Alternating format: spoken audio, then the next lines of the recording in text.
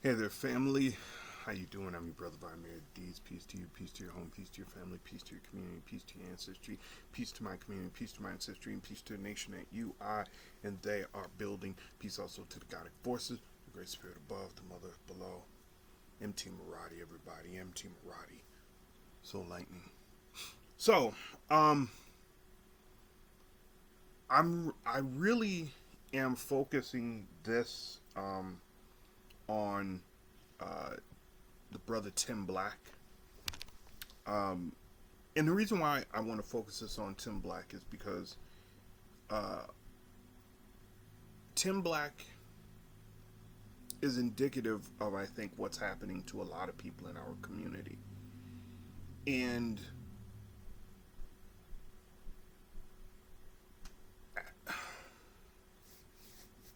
if you don't know what I'm talking about, Tim Black, literally, his name is Tim Black, runs a YouTube channel called Tim Black TV.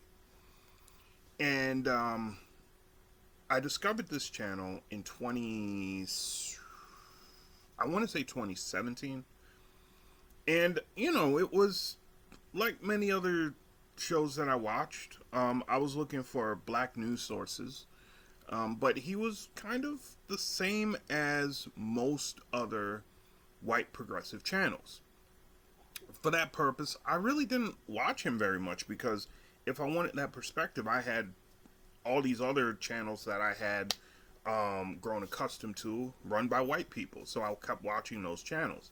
Um, Now, in 2017 and 2018, I wasn't as focused on the news as I've become. I was more focused on building up my Afrocentric um, knowledge and I could even call it my Afrocentric quotient.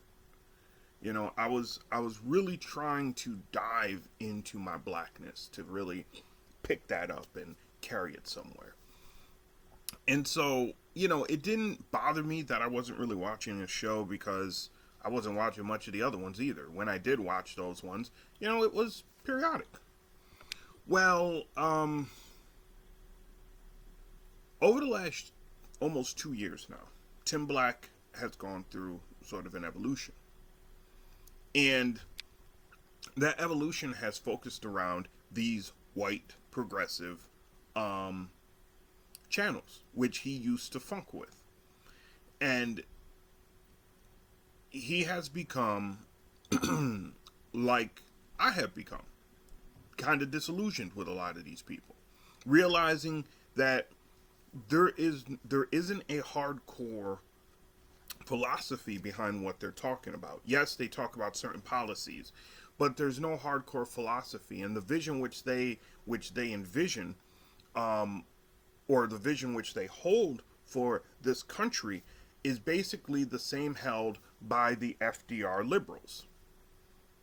And the FDR liberals did a lot of things right for this country, but they deliberately screwed black people. They deliberately screwed black people. And so realizing that, and this is my interpretation of it, realizing Tim Black is realizing, which I realized a few years back, and I realized it by studying Dr. King and listening closely to what Malcolm X said about equality in this country, that if there was really going to be equality in this country would have to probably be destroyed and rebuilt from the foundation up. Tim Black is realizing that the same forces within the white liberal progressive um, coalition that gave us the rise of Jim Crow, the same forces that was within that white liberal progressive group which excluded us from taking full advantage of the New Deal, which enabled them to really write us out of that legislation. And you guys, from sorry about that, y'all. From a black perspective, I think we do not understand how powerful the New Deal was. Um, it just so happens that last year I discovered a website with a massive archive of Franklin Delano Roosevelt speeches. And I decided, because I'd read portions of probably about 50 or 60 of them, and the guy was on point with teaching about government and what government should be, and really formulating a powerful vision of what government responsibility was to the broader society.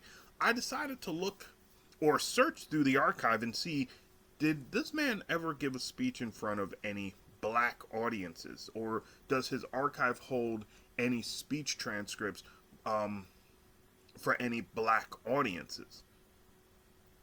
I did the search, ladies and gentlemen. Zero. The liberal progressives were willing to set up a new foundation for the United States, for the New Deal, and they were willing to write us out of it. The most liberal progressive president in the history of this country, FDR, his archives hold no transcripts of speeches or even statements that he gave directed towards black or, at that time, Negro organizations. Tim Black is realizing that the same liberal progressive force that wrote us out of the New Deal also wrote us out of the Great Society and abandoned us in the mid to late 60s. It was the white radicals, which, by the way, liberal progressives and liberals alike like to bash on. You know, these guys like to talk about democratic socialism and being, you know, for Medicare for all, as if that's a major socialist policy. Not only was FDR for that, but JFK and LBJ were for that. That's a liberal position. It's not a democratic socialist position. It's a social democrat position, which is a liberal progressive. So Tim Black is realizing that, I think, that all of these forces that brought us Jim Crow after Reconstruction, that wrote us out of the New Deal legislation and was happy to do it, that abandoned us in the 1960s and bought us the crime bill in the 1990s. I want you to realize something. Those last three events that I mentioned, they were very close in proximity to one another. Okay? So we were written out of the 1940s New Deal legislation. We were abandoned by these people in the 1960s. That's 20 years apart. Then we were handed the end of welfare as we know it, and the hypercriminalization of black people in the 1990s. 30 years later, within a 50-year span, the liberal progressive wing of whatever centrist concept we are talking here, and this is liberalism, they abandoned us 3 times. And Tim Black is starting to realize that. Having already started going through this process a couple of years back, I wanted to applaud the brother. And I wanted to say to him, and to many of you who are also going through the same thing, that we have to realize that this is not going to be an easy trek. I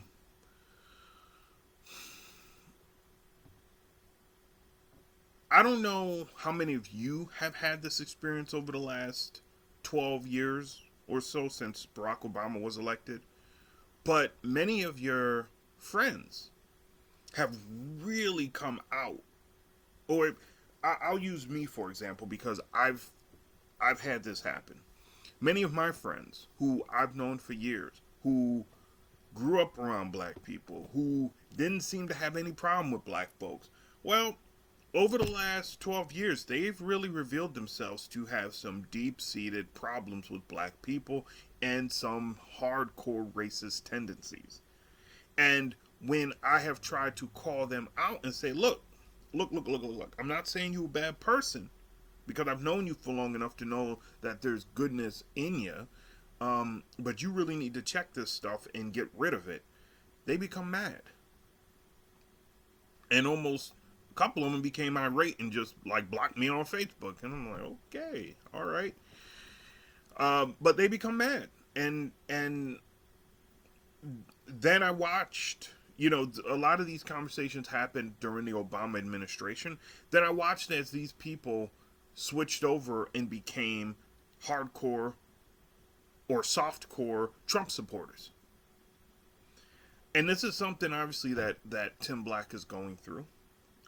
It's kind of interesting to listen to a person like Jimmy Dore, because I used to listen to Jimmy Dore and I used to turn people on to Jimmy Dore. And I didn't agree with everything Jimmy Dore had to say, but Jimmy Dore is that liberal progressive person who is more liberal than he is progressive, and at any dime can become conservative liberal. And you kind of see that in some of the discussions he's having. And I see this within a lot of my white friends who supposedly are down for the cause. A person that I've known for years, I've known her since I was a child. Last year, I was trying to explain to her I had tried explaining to her before. She was a white woman, and she had two black children. And I was trying to explain to her because her children really don't have much to do with their father, and she likes it that way, even though she'll say that she doesn't, but she does. I was trying to explain to her a couple years ago that they need to have not only interactions with their father, but she needs to really do some work on building up their awareness of their blackness, because when they go out into the world, that is going to be a major handicap. She became a little bit pissed off at me, which at first I was kind of perplexed about, but as I learned more about racism, I understood the perplexity, and this was actually more like 3 or 4 years ago, and I didn't even press her on it. I just suggested that she do it. And she did become angry, and what I learned later is that that's a defense mechanism, because white women know what they're doing. This is an epigenetic thing. If I've heard me talk about epigenetics, but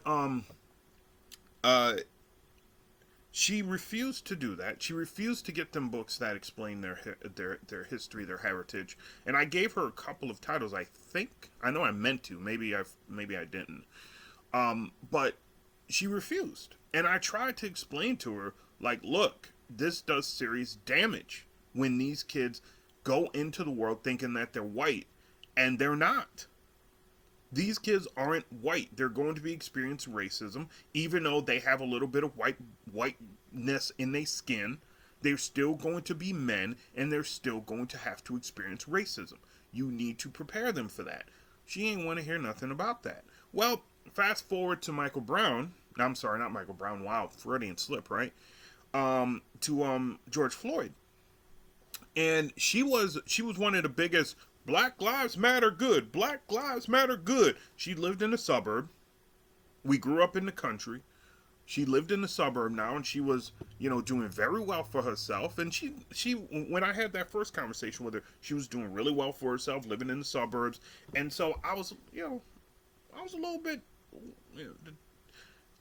I looked at what she was saying with the whole Black Lives Matter thing. She was taking all her family to task and everything like that. And I'm just like, okay, let me jump on here and see how serious she really is about this. And I wrote on one of her comments, I said, this is one of the things that I was trying to talk to you about a couple years back when I told you need to prepare your kids for the world when it comes to racism. You need to teach them about their culture. You need to have them grounded fully in their blackness, because if they don't, that's dangerous enough to get them killed. You would have thought I advocated killing her in front of a room full of black people. The way that she responded. And ultimately, I responded back to her like, yo, I'm just trying to let you know. This is what I was trying to tell you. And she blocked me. I've known her since I think I was 2. And she blocked me. So when I hear Brother Tim Black speak about these problems that he's facing, I get it. Oh, I get it. But at the same time, I want to say clearly that we also need to be very careful. Because I'm watching as some of these new media, well, some of them ain't that new. I mean, they've been around for 4 or 5 years, and I've been following many of them. I'm watching as these new media black channels on YouTube, I'm watching them discuss racism and discuss it often in very flamboyant, buoyant terms, which are aimed at our emotionality. Some of it is aimed at the mind, but a lot of it is emotionality. And because of the high emotional content, and it's not like it's aimed at emotional intelligence, it's aimed at an emotional level that it's almost like an adrenaline. So like they take it's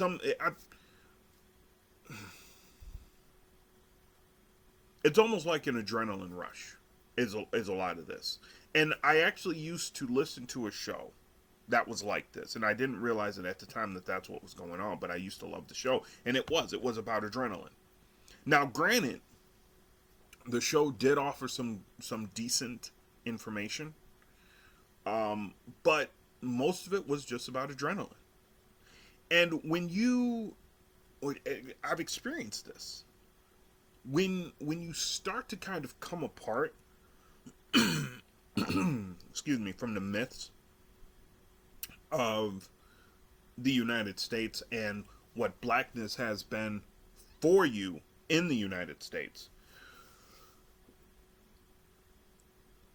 you try to grasp onto something to kind of keep yourself more static than your mind is wanting you to be. Because when you are coming apart, you're coming apart. And you must come apart to kind of extract that spirit from you, so then you could be made whole again. And you don't always recognize when something is for adrenaline purposes and not trying to build up your emotional intelligence. So a lot of these places, they're talking a good talk. They're talking a powerful good talk.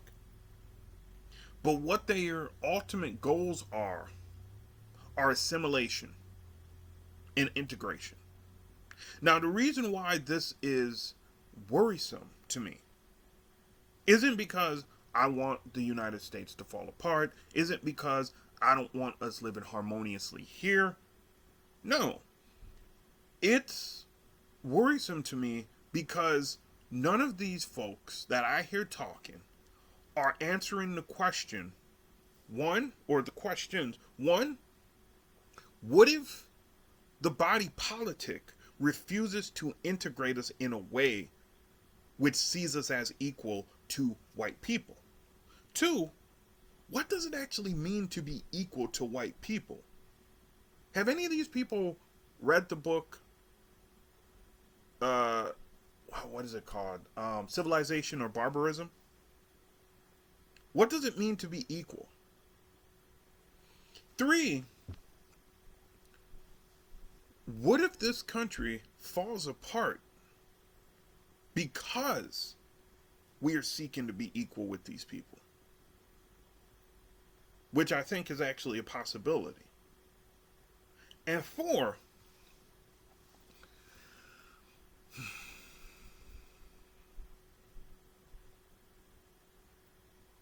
I just lost 4. That's crazy. And 4, um,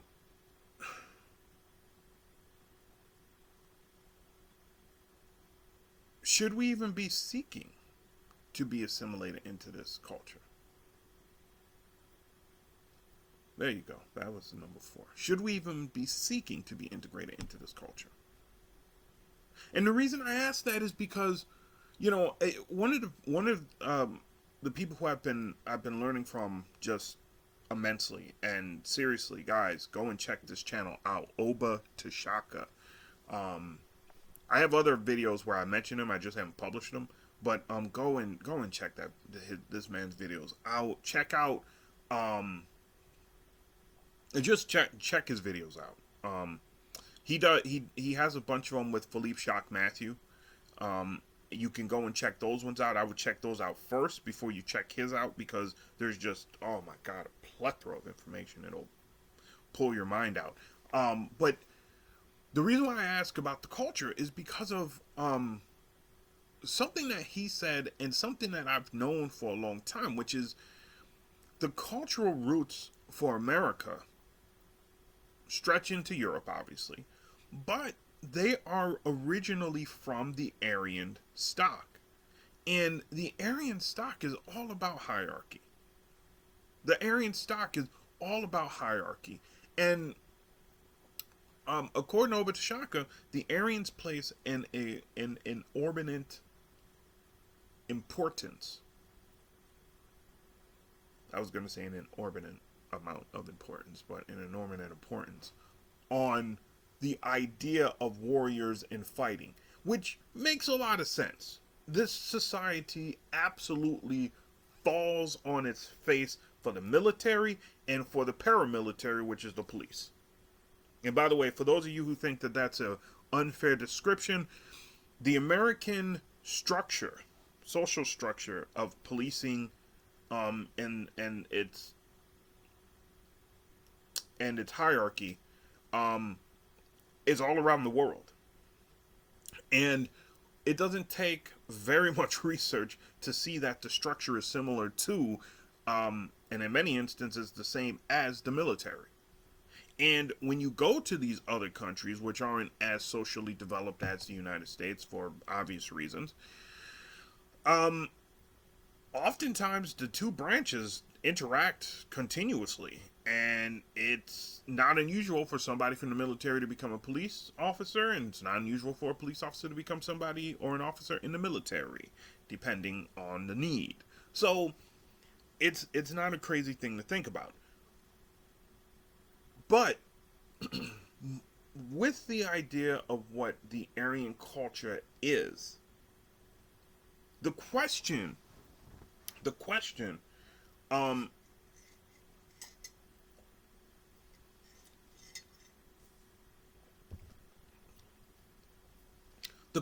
of integration into this society isn't just about what their culture is, because, again, there's a lot of questions about what's in the American culture. I have a book here that I found in another book that I was listening to last year, which describes Americanism as the fourth great religion of Western civilization. So Americanism is equated to a religion, which is an interesting concept, and considering how fast it has spread throughout the world, maybe it is. But the most important question that I asked out of those 4 was, will the culture enable integration, assimilation, and allow us to be seen the way that we want to be seen in it? And the funniest thing is, I was listening to the Reset Race podcast, and they're the ones who got me thinking on this. And to be fair about it, I can't say they're the ones who got me thinking on it, because I've been thinking on this myself. And I've been thinking on this and wrestling with it for the last 2 years. Actually, more like 3. But it's really come into my consciousness in the last 2 years. Meaning, it's been there, I've known it probably, if I'm going to be honest about it, probably since 2015. But only in the last 2 years have I really started taking a hard look at it and saying, okay, what is this? Is this something? Is this a hurdle that can't be gotten over? And I was listening to the Reset Race podcast, and they were talking about how they are Americans and how they know, this is our country. Our people have put their blood in the soil here, and this is our country. And that and we're a stateless people. We have no place to go. And it's funny because I thought of a couple of things listening to that. One, I thought of the In Class with Carr series and the fact that Dr. Craig Carr actually talked about this idea of country and national markings in one of the earlier episodes. And he talked about how, country is a designation. It's a created designation by usually white people, and those lines that are there for purpose and reason, and not typically for the things that we think they're there for. That's one. Two, yes, our people did put their blood into the soil. Yes, she's absolutely right. Absolutely right. But so did Native Indigenous people, and they definitely wasn't American. They definitely wasn't American. Everyone's like, oh, well, they're Native Americans. No, they aren't. No, this place that is called now America wasn't called America to those folks. We may call them Native Indigenous peoples, and some of y'all may still call them Native Americans, but they're native based on the fact that they were here before this was America, and they're native based on the fact that they called themselves something different than America. This wasn't America to them. This was America to Europeans. This was America to Europeans. That stated. I also thought about the idea that this whole continent was almost called Columbia. After Christopher Columbia. Oh, I'm sorry, Columbus. That thug. And actually, I'm sorry, I can't call him a thug because thugs have spiritual relevance. He doesn't. He's a tyrant. A horrible person. I hope he's burning in hell somewhere. Anyway, there is no hell and there's no hellfire. But there's worse. There's worse. Anyway, I also thought about the idea that the woman in Reset Race said, look, we are stateless people. And I thought about that for a minute. Because Dr. Craig Carr talked about that too. He literally talked about that. In the idea of being a stateless people. There were in slavery. There were Africans. And in Jim Crow, if I remember correctly what he was talking about, there were Africans who straight up said there were people who were walking around and they were, what's the word?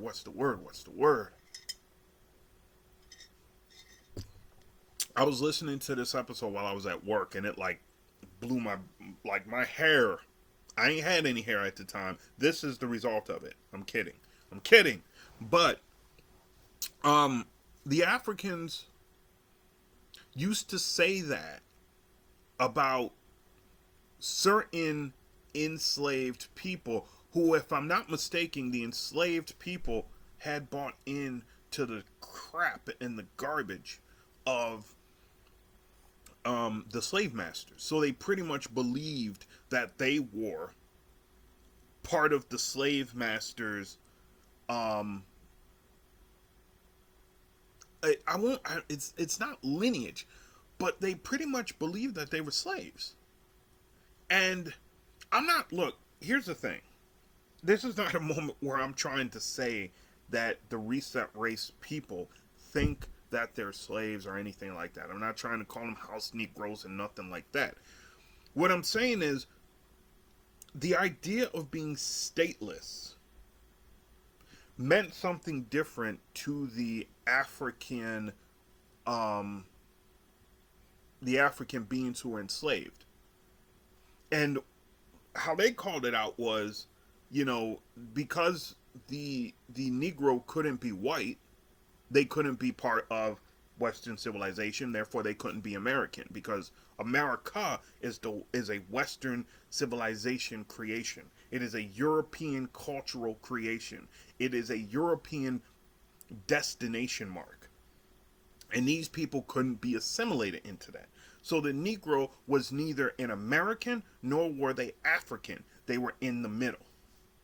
And so, with that concept in mind, because again, this is Dr. Craig Carr bringing this out, it suddenly made sense why the heck black people in the 1960s started saying, forget being a Negro, I'm black.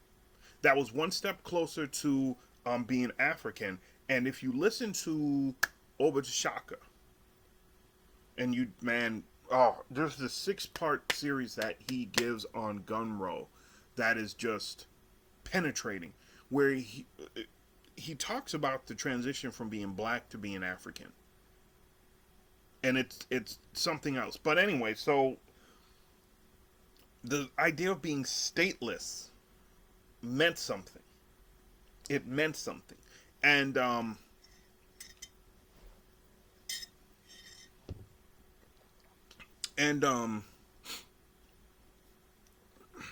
so listening to them talk and them coming to the conclusion that they're trying to make this country better, so that basically we can become integrated into it, it brought me to really, look at some questions. Because, yes, some people may be stateless, but, and I didn't tell them this because I was, watching and commenting sometimes, but when they said we have no place to go, I thought to myself, Ghana.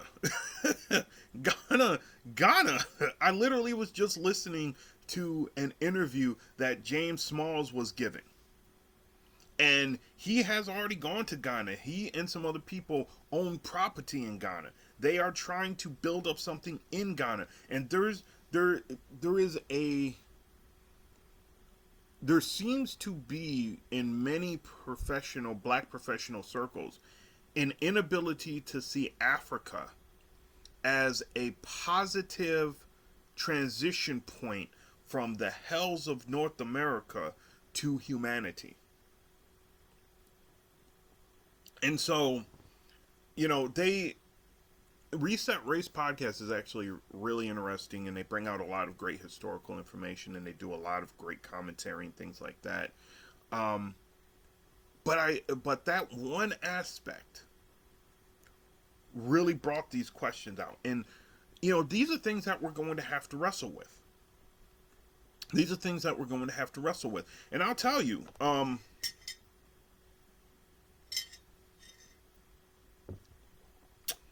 after listening to them,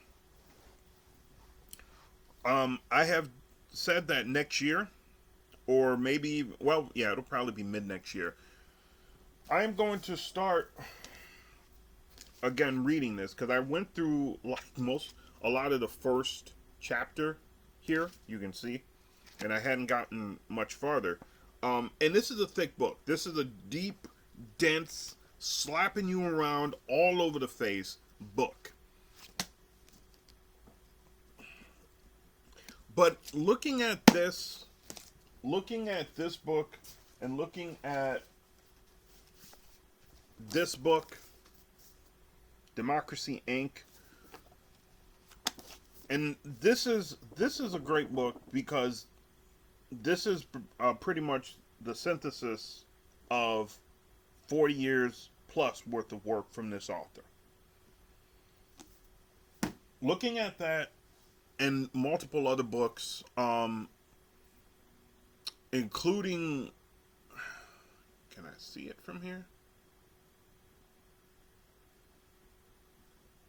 Nope, give me 1 second, family. Alright, back. This is the book that I was talking about, with Americanism. There's your author.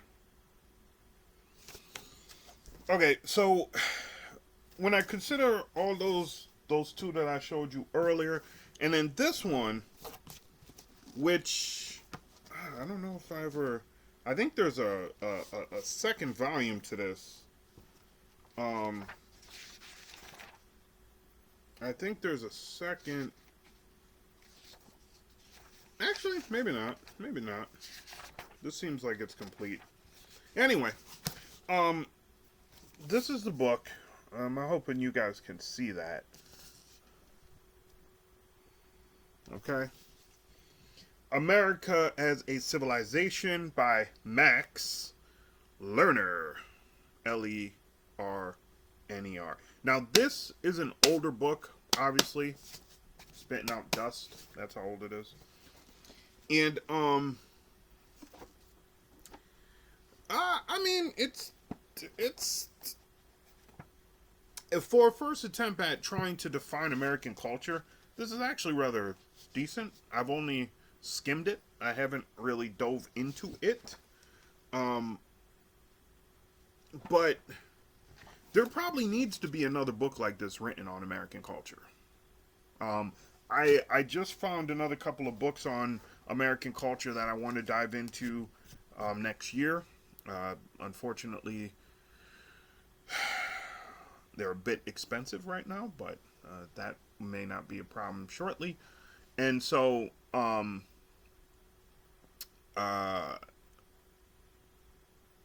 thinking about all this, in the idea of trying to integrate into a system that is, it's crumbling.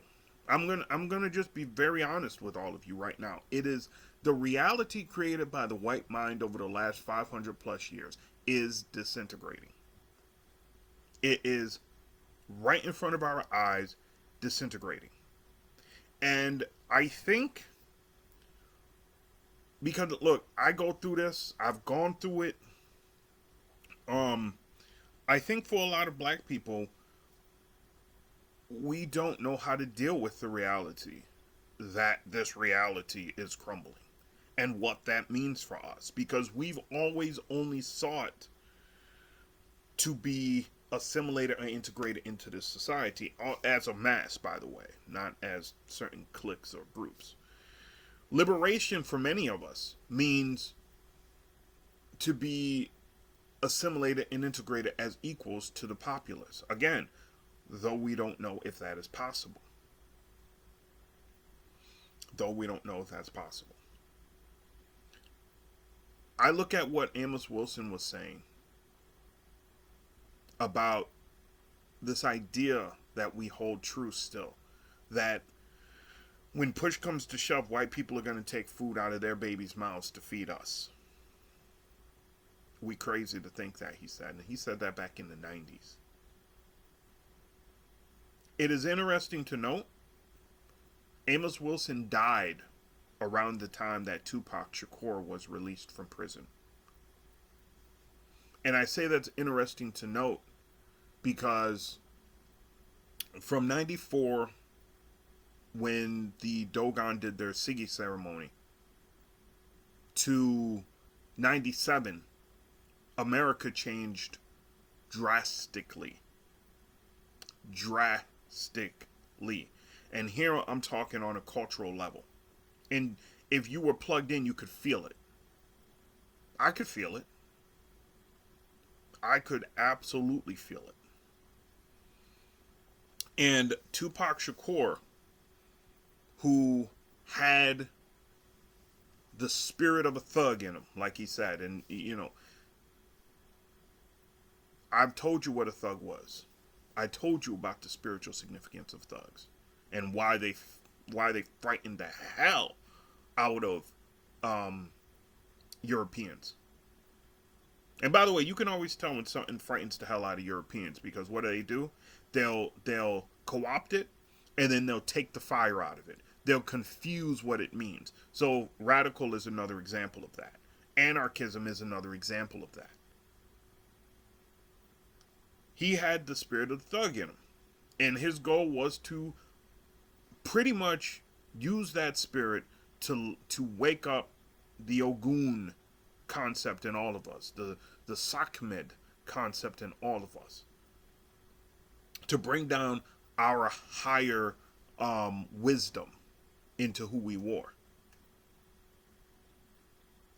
It's kind of ironic, and I don't know how many of you have ever made the connection, but the West Side symbol, remember that? What does that remind you of? What does that remind you of? This. What does it remind you of? A certain letter in the Hebraic alphabet, maybe? A certain letter in the Hebraic alphabet, maybe? 3 lines up.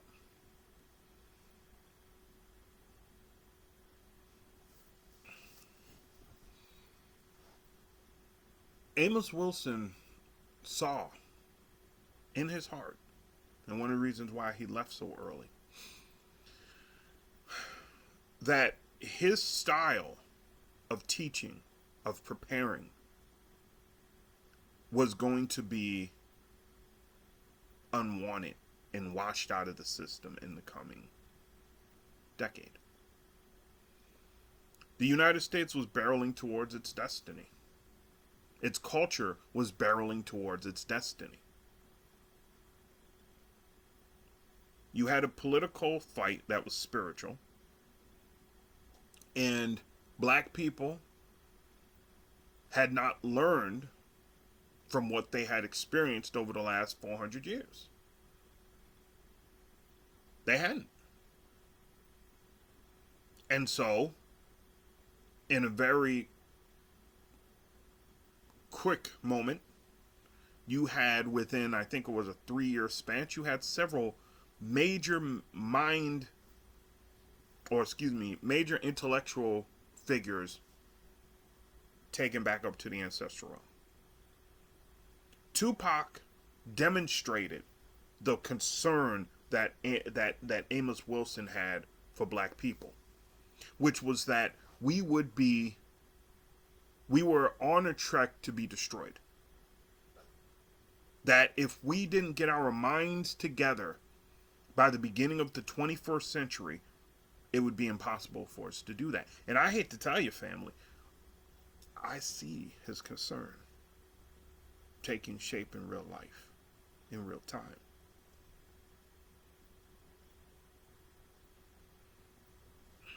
We didn't learn. Tupac represented the collision course that many of us were on, and still are. We have been torn apart by the system. Tupac actually, and it took me a long while to realize this.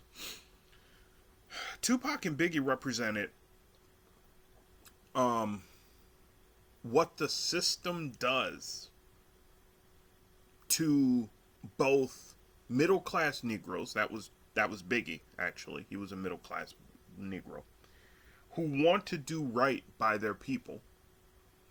And what they also do, what the system also does and aims to do, by the way, since the 1970s, aims to do to the intellectually poor. That was Tupac. They want to stop that from flowering and growing and nurturing and blossoming. This is why The Cosby Show was so dangerous. This is why A Different World was so dangerous. It's why all those cultural rock was so dangerous. It's why all those cultural shows that were rooted soundly in the layered generational contributions of black culture was so dangerous, and why they weren't permitted to continue into the second half of the 90s. The system doesn't want that. And so Tupac's death was predictable. It was absolutely predictable, because the system couldn't let him rise. They were fearful of somebody like him rising. The same thing with Biggie. Fearful fearful of them, of somebody like Biggie rising, um, because they had a vision. So Amos Wilson watched over that destruction and was there and predicted what we have become now. We have one more shot, I think, to get this right. And the collective mentality of black people isn't, at least right now, moving in a way that suggests that we will make it past whenever. there's a lot of great things coming about, and I'm glad, but I'm still worried about the collective mentality of black people. I am. I didn't expect to talk this long, family. Questions, comments, concerns, you can always reach out to me. I'm your brother, Vladimir Dees. Peace.